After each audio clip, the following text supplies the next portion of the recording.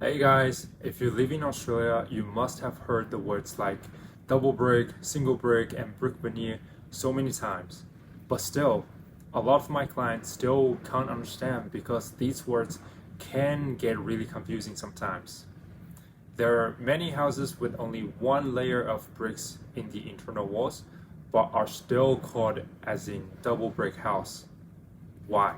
First thing, the easiest way and the ultimate way to separate double brick and single brick is the internal wall. If the internal walls are bricks, this is a double brick house. If the internal walls are not bricks, this is not a double brick house. That's how easy it is. It's not about how many layers of bricks. It's just about if the internal walls are made of bricks. And it is very easy to tell because you can just knock on the wall and hear the sound. If it sounds solid, then it's brick. If it sounds hollow, then it's framed wall.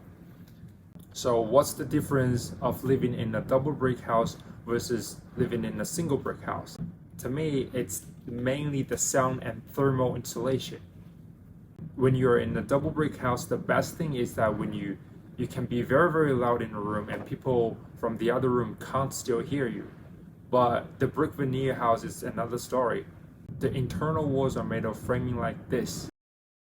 Some are filled up with insulation, but some are not. Especially for some old built brick veneer houses in Sydney.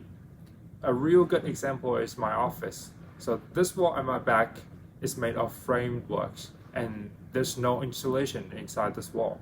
When it gets to the after hours and the aircon is shut off, the room gets very quiet and I can easily hear what my neighbor behind this wall talking every single word on their phone.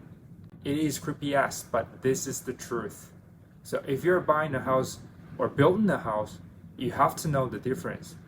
To summarize, double brick house, most solid, best thermal insulation, best sound insulation. Brick veneer house with framed wall and insulation materials inside. Not as solid, normal sound and thermal insulation. Framed wall house with no insulation materials, worst performance of all.